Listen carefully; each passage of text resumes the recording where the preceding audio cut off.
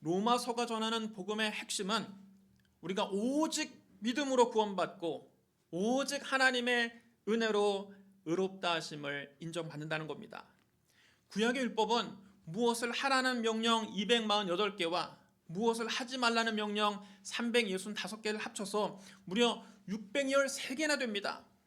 세상에 이 많은 율법을 하나도 어기지 않고 다 지킨 사람은 한 사람도 없습니다. 613개나 되는 율법 가운데 단 하나만 어겨도 그는 하나님 앞에서 죄인입니다. 그는 하나님의 심판을 피할 수 없습니다. 성경은 단언합니다. 의인은 없나니 하나도 없으며 깨닫는 자도 없고 하나님을 찾는 자도 없고 다 치우쳐 함께 무익하게 되고 선을 행하는 자는 없나니 하나도 없도다. 모든 사람이 죄를 범하였음에 하나님의 영광에 이르지 못하더니. 여러분, 하나님 앞에 의인은 한 사람도 없습니다. 모든 사람이 다 죄를 범하였으니 하나님이 원하시는 기준에 이르지 못합니다. 결국 모든 사람은 다 죄 아래 있고 하나님의 심판을 받을 수밖에 없습니다. 그래서 하나님께서 당신의 아들 예수 그리스도를 우리에게 보내주신 겁니다.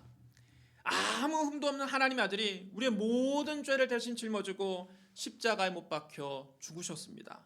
우리가 받아야 될 심판을 예수님이 대신 다 받으셨습니다.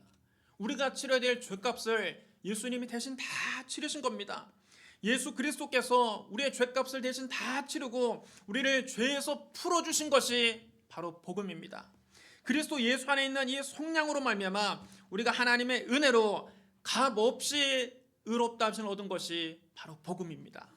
로마서는 이렇게 선언합니다. 그러므로 율법의 행위로 그의 앞에 의롭다 하심을 얻을 육체가 없나니 율법으로는 죄를 깨달음이니라.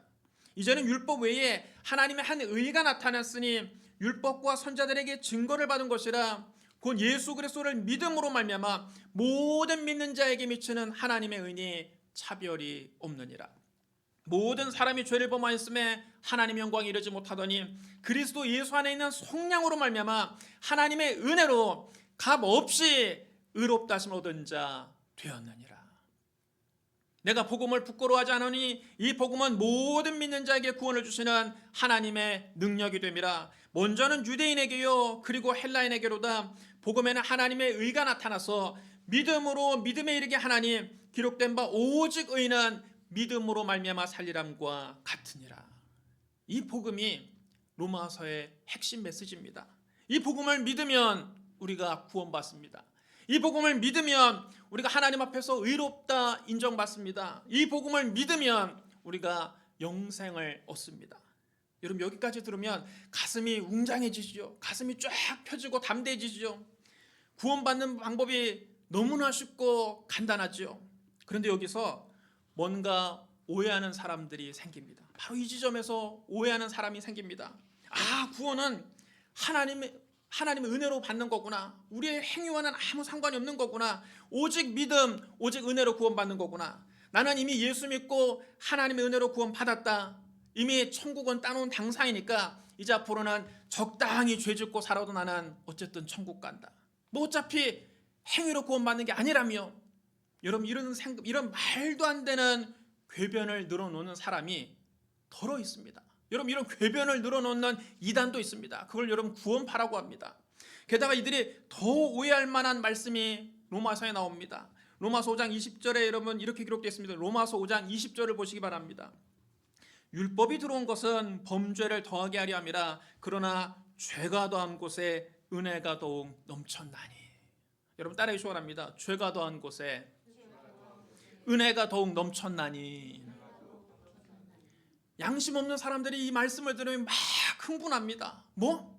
죄가 더한 곳에 은혜가 더욱 넘친다고? 그럼 하나님의 은혜를 더 왕창 받으려면 앞으로 죄를 더 많이 짓고 살아야 되겠구나. 내가 죄를 더 많이 지면 하나님 은혜가 나에게 더 넘치겠구나. 여러분, 이렇게 삑딱하게 생각하고 실제로 안 믿는 사람들보다 죄를 더 많이 짓는 그런 교회 다니는 사람들이 있습니다. 그래서 여러분, 오늘날 기독교가 세상 사람들에게 개독교라고 욕을 먹게 된 겁니다. 이런 한심한 사람들이 있을까봐 바로 그 말씀 다음에 오늘 본문이 있는 겁니다. 여러분, 로마서 6장 1절 2절에 뭐라고 써 있습니까? 그런즉 우리가 무슨 말을 하리요? 은혜를 더하게 하려고 죄에 거하겠느냐? 그럴 수 없느니라.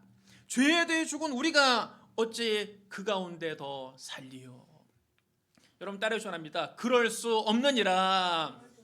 그럴 수 없느니라. 은혜를 더하게 하려고 죄를 더 지을 수 있습니까? 그럴 수 없습니다. 여러분 그들이 복음을 오해한 것입니다. 그들이 크게 착각하고 있는 것입니다. 죄가 더한 곳에 은혜가 더욱 넘쳤나니, 이 말씀은 은혜를 더 받으려면 죄를 더 지으라는 뜻이 결코 아닙니다. 이 말씀의 참된 의미는 자기의 죄를 깊이 깨달은 사람에게 하나님의 은혜가 더욱 넘친다는 뜻입니다. 자기의 죄를 깊이 자각한 사람일수록 하나님의 큰 은혜를 깨닫게 된다는 뜻입니다. 어느 날 시몬이라고 하는 바리새인이 예수님을 자기 집에 초대했습니다. 예수님께서 그 집에 들어가 식탁에 앉았을 때입니다. 그 동네 사는 죄 많은 여자가 예수님께서 시몬의 집에 찾아오셨다는 소식을 듣고 그 집에 찾아왔습니다. 이 여인은 창녀로 알려져 있습니다. 집이 너무 가난해서 어려서부터 몸을 팔게 됐는지, 아니면 유부남을 사랑해서 불륜 관계를 맺게 됐는지, 이 여인의 구체적인 사연은 우리가 알 수 없습니다. 하지만 온 동네 사람이 이 여인이 몸 파는 여자라는 걸 알고 있었습니다. 동네 사람들은 이 여자가 지나갈 때마다 다 뒤에서 수근수근하며 손가락질을 했습니다. 이 여인은 평생 동안 죄짐에 눌려서 마음이 늘 무거웠습니다. 남들에게 손가락질 받는 것도 무섭지만 더 두려운 것은 자기 자신도 자기를 무섭게 정죄하고 있었습니다. 나는 정말 더러운 여자다. 도저히 용서받을 수 없는 죄인이다. 죽어 마땅한 죄인이다. 나 같은 여자가 더 살아서 뭘 할까? 늘 이런 마음이 이 사람을 억누르고 있었습니다. 밤에도 이런 죄책감이 밀려와서 하루도 편히 잠을 못 자고 늘 밤새 뒤척였습니다. 여러분 사람이 죄 짓고는 편히 살 수가 없는 겁니다. 이 여인은 예수님 앞에 나올 때 향유에 담은 옥합을 들고 나왔습니다. 향유는 향기로운 냄새가 나는 매우 값비싼 기름입니다.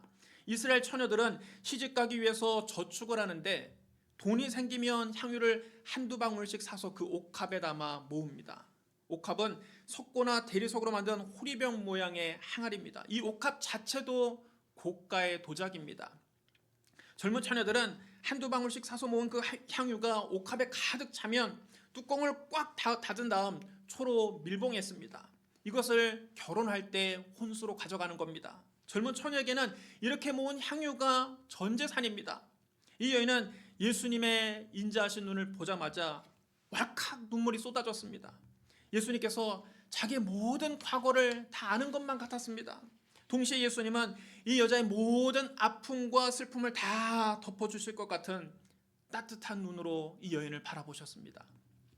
예수님 앞에서 선 이 여인은 내 평생 살아온 길 뒤를 돌아보니 걸음마다 자욱마다 다 죄뿐이었다는 것을 깨닫게 됐습니다. 예수님 발치에 꿇어 앉은 이 여인의 눈에서 뜨거운 눈물이 뚝뚝 예수님 발에 떨어졌습니다.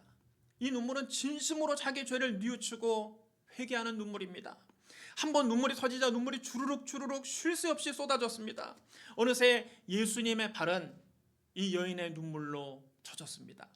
그러자 이 여인은 자기 머리카락으로 예수님 발을 닦으며 그 발에 입맞췄습니다. 예수님께 진실한 존경과 사랑을 표현한 겁니다. 예수님 앞에서 회개의 눈물을 쏟고 났더니 마음이 그렇게 가볍고 평안할 수가 없었습니다. 지금까지 살아오면서 이렇게 마음이 편해진 날은 단 하루도 없었습니다. 이 여인은 예수님 안에 참으로 감사했습니다. 그래서 여자가 생명처럼 아끼는 머리카락으로 예수님의 발을 닦고 그 발에 입을 맞춘 겁니다. 예수님을 초대한 바리새인 시몬은 몸을 파는 여자가 그 눈물로 예수님의 발을 씻고 그 머리털로 예수님의 발을 닦고 예수님 발에 입 맞추는 것을 보고 기겁했습니다. 여러분 바리새인들이 어떤 사람입니까? 그들은 유대인 중에서도 율법을 가장 엄격하게 지키는 사람들입니다. 엄격한 바리새인들 입장에서 볼 때 이건 도저히 눈 뜨고 볼 수 없는 광경입니다. 그는 속으로 생각했습니다. 만일 이 사람이 진짜 선지자라면 자기를 만지는 이 여자가 누구라는 것쯤은 알 텐데 이 여인은 소문난 창녀가 아닌가? 예수님은 선지자를 넘어 육신을 입고 이 땅에 오신 하나님이십니다. 예수님 오히려 그 바리새인 시몬의 마음과 생각까지 감찰하고 계셨습니다. 예수님이 그에게 말씀하셨습니다. 시몬아, 내가 너에게 이를 말이 있다. 선생님 말씀하소서. 예수님은 바리새인 시몬에게 비유를 들어 말씀하셨습니다. 빚주는 사람에게 빚진 자가 둘이 있어 하나는 500데나리온을 줬고 하나는 50데나리온을 줬는데 갚을 것이 없으므로 둘 다 탕감해 주었으니 둘 중에 누가 그를 더 사랑하겠느냐. 여러분 500데나리온 탕감받은 사람이 있고 50데나리온 탕감받은 사람이 있습니다. 누가 더 고마워하겠습니까? 누가 더 감사하겠습니까? 여러분 시몬은 바리새인입니다. 그는 일반인보다 교육을 훨씬 많이 받은 사람입니다. 많이 배운 그에게 이 질문은 너무나 쉬웠습니다. 그는 예수님 질문에 금방 대답했습니다. 내 생각에는 많이 탕감함을 받은 자입니다. 예수님은 그 말을 듣고 네 판단이 옳다 하시고 그 여자를 돌아보시고 시몬에게 다시 말씀하셨습니다. 이 여자를 보느냐? 내가 네 집에 들어올 때 너는 내게 발 씻을 물도 주지 아니하였을 때 이 여자는 눈물로 내 발을 적시고 그 머리털로 닦았으며 너는 내게 입 맞추지 아니하였을 때 그는 내가 들어올 때부터 내 발에 입 맞추기를 그치지 아니하였으며 너는 내 머리에 감람유도 붓지 아니하였을 때 그는 향유를 내 발에 부었느니라. 여러분 팔레스타인은 중동의 사막 지역입니다. 거기서 여러분 한번 외출하고 나면 발이 온통 먼지 투성이가 됩니다. 먼지가 많은 팔레스타인에서 손님이 집에 찾아오면 제일 먼저 발 씻을 물부터 가져오는 것이 예입니다. 그리고 종이 그 발을 씻어주는 겁니다. 하지만 바리새인 시몬은 예수님을 자기 집에 오라고 초대해놓고도 손님에 대한 기본적인 예의도 지키지 않았습니다. 발 씻을 물도 갖다 주지 않았습니다. 하지만 죄 많은 여인은 자기의 눈물로 예수님의 발을 씻겨드렸습니다. 여러분 우리가 회개하면서 흘리는 뜨거운 눈물은 예수님의 발을 씻어드리는 가장 귀한 물입니다. 바리새인 시몬은 예수님의 자기 집에 들어오실 때 환영의 입맞춤도 하지 않았습니다. 여러분 서양에서는 지금도 입맞춤으로 인사를 합니다. 남자들끼리도 반갑게 인사할 때 얼싸안고 서로 포옹하면서 볼에 가볍게 입을 맞춥니다. 시몬은 예수님을 자기 집에 초대했지만 예수님을 진심으로 환영하지는 않았던 겁니다. 그래서 환영의 입맞춤도 하지 않았습니다. 이와 달리 죄 많은 여인은 예수님 발에 입을 맞추었습니다. 이 여인은 예수님을 만난 후에 마음이 씻을 듯이 가벼워졌고 평안해졌습니다. 세상이 줄 수 없는 평안을 경험했습니다. 이 여인은 그 은혜에 감사해서 자신의 사랑과 존경을 이렇게 표현한 것입니다. 시몬은 예수님의 머리에 감람유도 붓지 않았습니다. 감람유는 올리브 오일을 말합니다. 지금도 여러분 그렇지만 올리브 오일은 식용유로 사용됩니다. 당시에도 올리브 오일은 식용유로도 썼고 등불을 켤 때도 썼고 세수하고 난 다음 머리에도 발랐습니다. 가장 흔하게 사용하는 기름이 바로 감람유였습니다. 이에 비해서 죄 많은 여인은 예수님 발에 향유를 아낌없이 부었습니다. 감람유가 올리브 오일이라면 향유는 샤넬 향수입니다. 여러분 오늘날에도 올리브 오일은 집 앞 슈퍼에 가서도 쉽게 구할 수 있지만 샤넬 향수는 백화점이나 면세점에 가야만 살 수 있습니다. 여러분도 올리브 오일은 집에서 계란 후라이를 할 때도 쓰고 야채를 무칠 때도 쓰지만 샤넬 향수는 손목이나 목 뒤에 여러분 한 방울씩 아껴서 쓰지 않습니까? 그런데 이 여인은 그 귀한 향수를 옥합을 깨뜨려서 그 전부를 예수님 발에 다 쏟아부었습니다. 자신의 전 재산을 예수님 발에 쏟아붓고도 전혀 아깝지가 않았습니다. 자신이 예수님께 받은 은혜는 돈 주고도 살 수 없음을 이 여인은 깨달은 것입니다. 진짜 은혜 받은 사람은 주님께 드리는 것을 아까워하지 않습니다. 진짜 주님의 사랑을 체험한 사람은 주님을 위해서 모든 것을 버릴 수 있습니다. 예수님이 바리새인 시몬에게 말씀하셨습니다. 이러므로 내가 너에게 말하노니 그의 많은 죄가 사하여졌도다.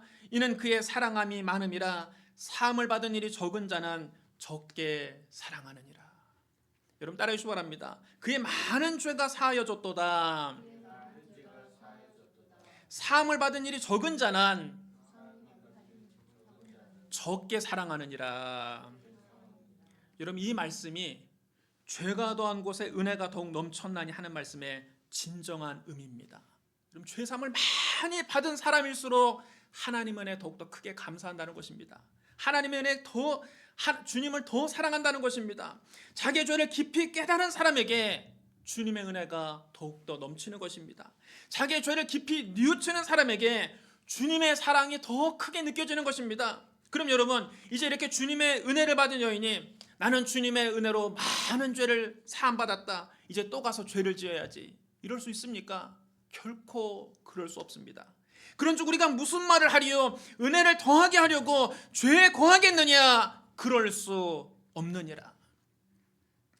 한 번은 예수님께서 성전에서 말씀을 전하실 때입니다. 수많은 사람이 예수님 말씀을 듣기 위해서 몰려왔습니다. 주님은 그날도 사람들 앞에서 사랑의 말씀을 전하셨습니다. 사람들은 한 말씀도 놓치지 않으려고 귀를 쫑긋 세우고 예수님을 주목했습니다. 은혜의 말씀이 선포될 때마다 사람들은 아멘으로 화답했습니다. 예수님과 청중이 하나가 되어서 말씀에 몰입하며 말씀을 나누고 있었습니다. 그런데 한쪽에서 웅성웅성하더니 성전 일대가 완전히 소란스러워졌습니다.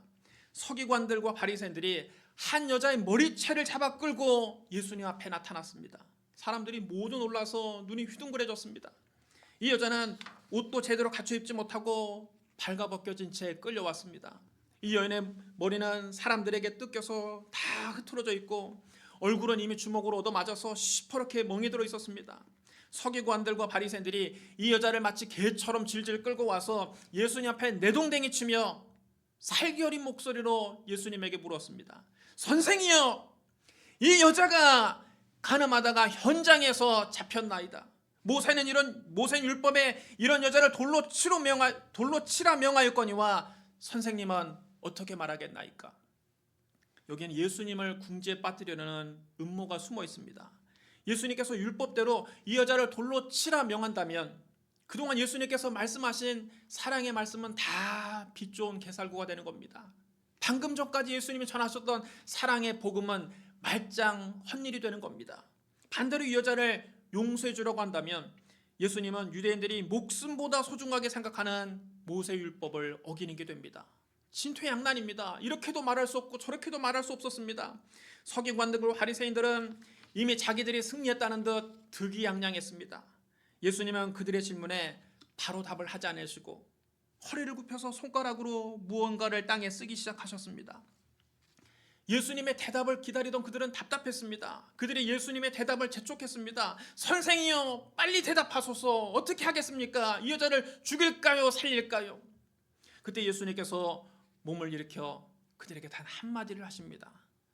너희 중에 죄 없는 자가 먼저 돌로 치라. 이 예수님의 한마디가 마치 돌멩이처럼 날아와 그들의 가슴에 박혔습니다. 그들은 마치 돌에 얻어맞은 것처럼 충격을 받아서 꼼짝도 할 수가 없었습니다. 여러분, 이 세상에 죄 없는 사람이 누가 있습니까? 들킨 사람과 들키지 않은 사람이 있을 뿐입니다. 서기관들과 바리새인들은 사람들 앞에서는 깨끗한 척하고 의로운 척했지만 사실은 그들도 다 더러운 죄인이었습니다. 단지 남에게 들키지 않았을 뿐입니다. 그러나 사람은 속일 수 있어도 하나님은 속일 수 없습니다.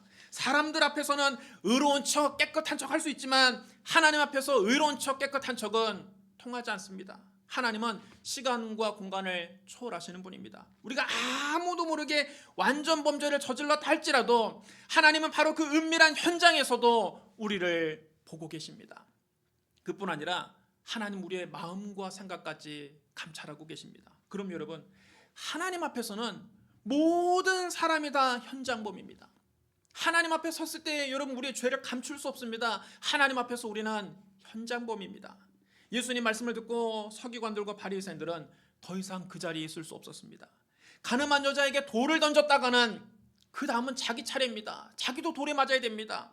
그들은 부끄러워하며 하나둘씩 그 자리를 떠났습니다. 이제 예수님과 여자만 남았습니다. 여자는 수치심과 두려움에 바들바들 떨며 흐느껴 울고 있었습니다. 죄를 짓고 부끄러워하고 두려워 울고 있는 이 여인은 바로 우리들의 일그러진 자화상입니다. 예수님 앞에 섰을 때의 우리의 모습입니다. 우리도 매일같이 죄를 짓고 수치심에 떨고 사람들이 나에게 비난의 돌을 던질지도 모른다는 두려움 속에 떨면서 살고 있지 않습니까? 예수님은 수치심과 두려움에 고개를 들지 못하고 흐느끼는 여인에게 따뜻한 목소리로 말씀하셨습니다. 여자여, 너를 고발하던 자가 어디 있느냐? 너를 정죄하는 자가 없느냐? 여인이 예수님의 따뜻한 음성을 듣고 고개를 들어서 조심스럽게 좌우를 살펴보았습니다. 자기를 죽이려고 했던 그 살기등등하던 사람들이 한 사람도 없었습니다. 주여 없나이다. 예수님은 이 여인에게 말씀하셨습니다. 나도 너를 정죄하지 아니하노니 가서 다시는 죄를 범하지 말라. 여러분 따라해 주시기 바랍니다. 가서 다시는 죄를 범하지 말라. 여러분 이것이 주님이 우리에게 주시는 용서입니다. 용서받은 사람은 가서 다시는 죄를 지어서는 안 되는 겁니다. 예수님은 가나마다 현장에서 잡힌 여인의 죄를 용서해 주셨습니다. 그런데 여러분 이 여인이 예수님의 은혜로 목숨을 건진 후에 이런 생각을 할 수 있습니까? 예수님도 나를 정죄하지 않는다고 하셨다. 그러니 앞으로도 나는 쭉 죄를 짓고 살아야 되겠다. 어차피 예수님은 나를 정죄하지 않으신다. 여러분 이런 생각 할 수 있습니까? 그럴 수 없습니다. 그런 쪽 우리가 무슨 말을 하리요? 은혜를 더하게 하려고 죄에 과하겠느냐? 그럴 수 없느니라. 진짜 예수 믿는 사람은 은혜를 더하게 하려고 죄를 짓는다는 파렴치한 생각을 하지 않습니다. 이런 파렴치한 생각을 하는 사람은 예수님을 보지도 못했고 알지도 못하는 사람입니다. 그는 하나님께로부터 난 자가 아닙니다. 그는 마귀에게 속한 자입니다. 요한일서 3장 4절로 9절 말씀 여러분 잘 들어보시기 바랍니다. 죄를 짓는 자마다 불법을 행하나니 죄는 불법이라. 그가 우리 죄를 없애려고 나타나신 것을 너희가 아나니 그에게는 죄가 없느니라. 그 안에 거하는 자마다 범죄하지 아니하나니 범죄하는 자마다 그를 보지도 못하였고 알지도 못하였느니라. 자녀들아 아무도 너희를 미혹하지 못하게 하라. 의를 행하는 자는 그의 의로우심과 같이 의롭고 죄를 짓는 자는 마귀에게 속하나니 마귀는 처음부터 범죄함이라. 하나님의 아들이 나타나신 것은 마귀를 멸하려 하심이라. 하나님께로부터 난 자마다 죄를 짓지 아니하나니 이는 하나님의 씨가 그의 속에 거함이요 그도 범죄하지 못하는 것은 하나님께로부터 났습니다. 여러분 하나님께로부터 난 사람, 진짜 하나님의 은혜를 체험한 사람, 진짜 예수님을 만난 사람, 진짜 예수님의 은혜를 경험한 사람은 죄에 거할 수 없는 겁니다. 진짜 예수님을 만난 사람은 변화받게 되어 있습니다. 여리고에 악명 높은 세리장이 있었으니 그 이름은 삭개오입니다. 삭개오는 여리고 지방 국세청장이었으며 큰 부자였습니다. 그 당시 세리는 공공의 적이었습니다. 그때 이스라엘은 로마 제국의 식민지였습니다. 세리는 같은 유대인이면서도 동족들의 혈세를 쥐어짜서 로마 정부에 갖다 바쳤습니다. 유대인들 입장에서 볼 때 이 세리들은 로마 제국의 앞잡이들이며 매국노와 같은 존재였습니다. 그뿐 아니라 당시 세리들은 로마 정부가 원래 책정한 세금보다 더 많은 액수를 걷어들였습니다. 그래서 책정한 세금만큼만 로마 정부에 갖다 바치고 나머지는 전부 자기들 주머니에 챙겼습니다. 세리들은 자기들 주머니를 더 많이 채우려고 할 수만 있으면 빌미를 잡아서 더 많은 세금을 부과했습니다. 이 때문에 유대인들은 세리를 아주 미워했습니다. 유대인들은 세리를 허가받은 도둑, 로마 제국에 빌붙어서 자기 배만 채우는 매국노, 돈만 밝히는 돈벌레라고 여겼습니다. 그래서 세리에는 아예 상종조차 하려고 하지 않았습니다. 삭개오 역시 다른 세리들처럼 동족들의 등을 쳐서 부자가 됐습니다. 돈을 벌기 위해서 살아왔습니다. 사람들에게 돈벌레라고 하는 비난을 받아도 그런 비난은 저 없는 것들의 푸념일 뿐이라고 애써 무시했습니다. 그리고 악착같이 모은 돈으로 윗사람들 눈에 들기 위해서 부지런히 상납도 하고 로비도 했습니다. 그런 일에 누구보다 열심히 했기에 초고속 승진을 거듭해서 여리고 지방 국세청장 자리까지 올라온 겁니다. 이제 많은 부하들이 삭개오에게 잘 보이기 위해서 아첨하고 뇌물을 바쳤습니다. 삭개오는 세리장만 되면 행복할 줄 알았는데 막상 세리장의 주위까지 출세했어도 전혀 행복하지가 않았습니다. 부자만 되면 만족할 줄 알았는데 막상 부자가 됐는데 만족할 수 없었습니다. 많은 동료들에게 둘러싸여 있으면 마음이 든든할 줄 알았는데 많은 선후배들과 함께 있어도 여전히 마음은 외롭고 쓸쓸했습니다. 그는 지위도 높아졌고 돈도 많이 벌었고 동료도 많았지만 그의 마음 한 군데가 여전히 뻥 뚫린 것처럼 허전했습니다. 삭개오는 이 텅 빈 가슴을 채워보려고 책도 많이 읽고 유명 인사도 만나보았습니다. 하지만 소용이 없었습니다. 책을 읽을 때는 뭔가 깨닫는 것만 같았는데 책을 덮고 나면 도로 그 자리입니다. 달라지는 것은 아무것도 없었습니다. 명사들의 강연도 들을 때뿐이었습니다. 강연을 들을 때는 그래 맞아, 저 말이 맞지, 바로 저거야 고개를 끄덕이며 들었는데 집에 돌아와 보면 달라지는 것은 아무것도 없었습니다. 여전히 그의 마음은 공허하고 허전했습니다. 그 무엇으로도 이 공허함을 채울 수 없어서 그는 깊은 절망에 빠져 있었습니다. 그때 예수님께서 자기가 살고 있는 여리고 지방을 지나가신다는 소문을 들었습니다. 평소에 예수님에 대한 소문을 듣고 익히 알고 있던 삭개오는 예수님을 꼭 한번 만나보고 싶었습니다. 예수님이라면 나의 텅 빈 가슴을 채워줄지도 모른다 기대가 있었습니다. 삭개오는 예수님이 어떤 분인지 보려고 만나보려고 찾아갔으나 자기의 키가 너무 작은 데다가 사람들이 너무 예수님 주위에 많아서 예수님을 볼 수가 없었습니다. 그는 예수님을 보고 싶은 마음에 세리장이라는 체면을 다 벗어던지고 돌 무화과 나무 위에 기어 올라갔습니다. 예수님이 그곳을 지나가시다가 나무 위를 쳐다보시고 삭개오에게 말씀하셨습니다. 삭개오야, 속히 내려오거라. 삭개오가 그 말씀을 듣고 깜짝 놀랐습니다. 뜻밖에도 예수님께서 자기 이름을 알고 계신 겁니다. 유대인들은 모두 다 세리장 삭개오를 버러지 취급하고 상종조차 하지 않으려고 했는데 예수님께서 사람들이 입에도 담기 싫어하는 그 이름을 직접 불러주신 겁니다. 예수님께서 삭개오야 부르실 때 주님의 목소리는 참으로 따뜻했습니다.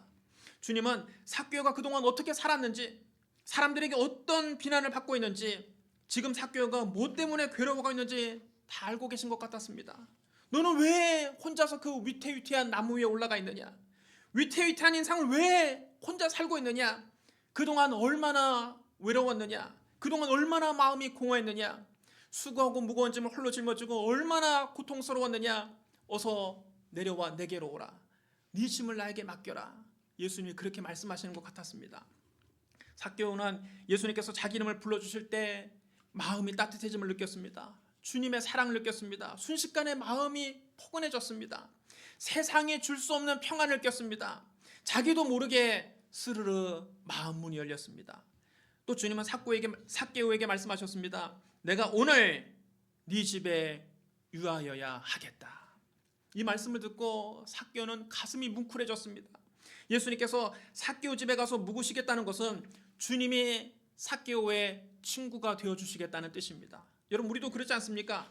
아주 친한 사이가 아니면 그 집에 가서 먹고 자고 하지는 않지요. 여러분, 그 집에 가서 묵을 정도면 보통 친한 친구 사이가 아닙니다.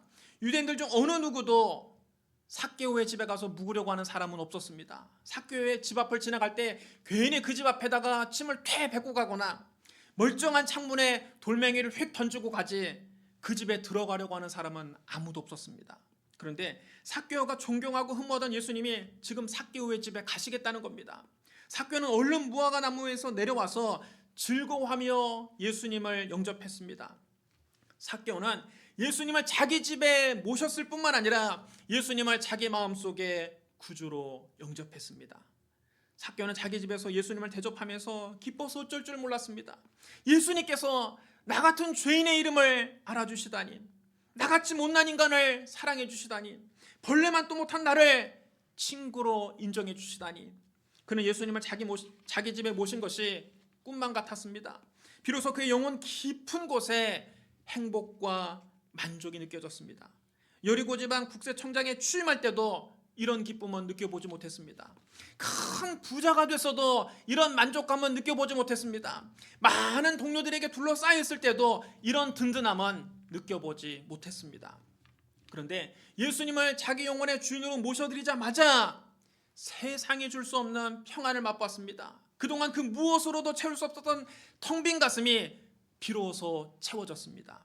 삭개오는 즉시 회개하고 자원해서 예수님께 이렇게 말합니다. 주여 보시옵소서, 내 소유의 절반을 가난한 자들에게 주겠사오며 만일 누구의 것을 속여 빼앗은 일 있으면 내 갑절이나 갚겠나이다.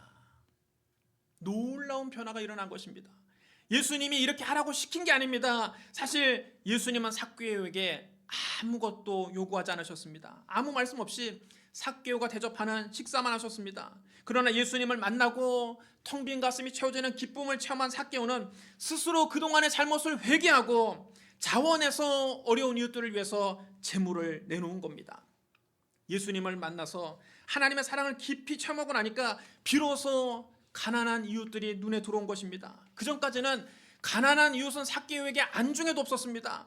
언제나 위로 더 올라갈 생각만 했지 자기보다 못한 사람에게는 관심이 없었습니다. 그런데 예수님을 만나고 하나님의 사랑이 그의 마음속에 부어지자 비로소 어려운 이웃들이 보이기 시작한 것입니다.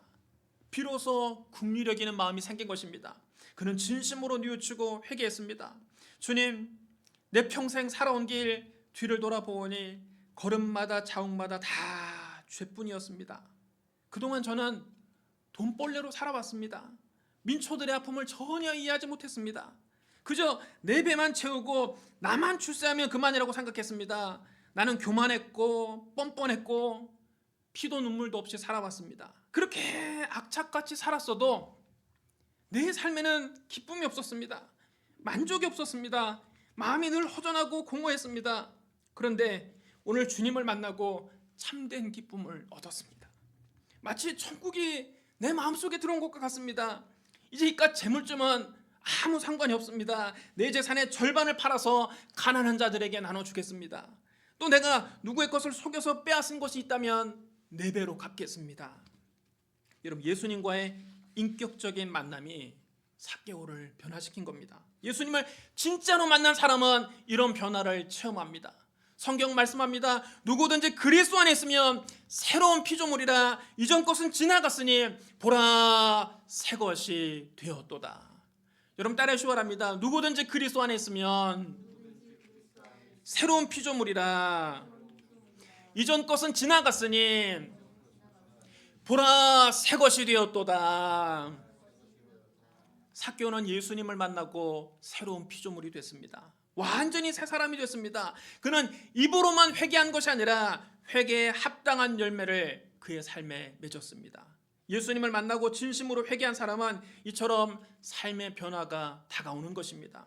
그런즉 우리가 무슨 말을 하리요? 은혜를 더하게 하려고 죄에 거하겠느냐? 그럴 수 없느니라. 사랑하는 성도 여러분, 우리가 613개나 되는 율법을 다 지켜서 구원받는 것은 아닙니다. 율법의 행위가 구원의 조건은 아닙니다. 우리는 오직 예수 그리스도를 믿음으로 하나님의 은혜로 값없이 구원을 받는 겁니다. 그런데 진짜로 예수님을 만나고 하나님의 은혜를 진짜 경험한 사람은 은혜를 더하게 하려고 죄를 더 짓겠다는 파렴치한 생각을 감히 할 수 없습니다. 여러분, 우리가 어떻게 구원받았습니까? 하나님이 나 같은 죄인을 살리시려고 당신의 독생자를 십자가에 못 박았습니다. 예수님께서 내 죄값을 대신 갚으시려고 십자가에서 물과 피를 다 쏟으셨습니다. 그 은혜를 받은 사람이 천국은 이제 따놓은 당상이니까 나는 죄 지어도 천국 간다, 여러분 이런 생각을 할 수 있습니까? 그럴 수 없습니다. 진짜 그리스도 안에 있는 사람은 새로운 피조물이 됩니다. 이전의 악한 삶을 깨끗이 청산하고 새 사람으로 변화됩니다. 우리는 하나님 앞에서 의롭다 하심을 받기 위해서 억지로 율법을 지키는 것이 아니라 하나님의 은혜로 값없이 의롭다 인정받은 후에 그 은혜에 감사해서 자원해서 변화된 삶을 사는 것입니다. 그것이 그리스도인의 삶입니다. 여러분 모두 다 예수 그리스도를 인격적으로 만나고 놀라운 변화를 체험하시기를 주님의 이름으로 축원합니다. 우리 기도하겠습니다. 사랑과 은혜가 풍성하신 하나님 아버지, 내 평생 살아온 길 뒤를 돌아보니 걸음마다 자욱마다 다 죄뿐입니다. 나 같은 죄인을 살리기 위해서 하나님께서 독생자 예수 그리스도를 보내주시니 감사합니다. 예수님께서 십자가에서 물과 피를 다 쏟아 내 죄값을 대신 치러주시니 감사합니다. 우리가 주님께 갚을 수 없는 은혜를 입었사오니 이제는 주님의 영광을 위해서 살게 하여 주옵소서. 내 힘만으로는 할 수 없습니다. 성령이여 우리를 도와주시옵소서. 예수님 이름으로 감사하며 기도드리옵나이다. 아멘.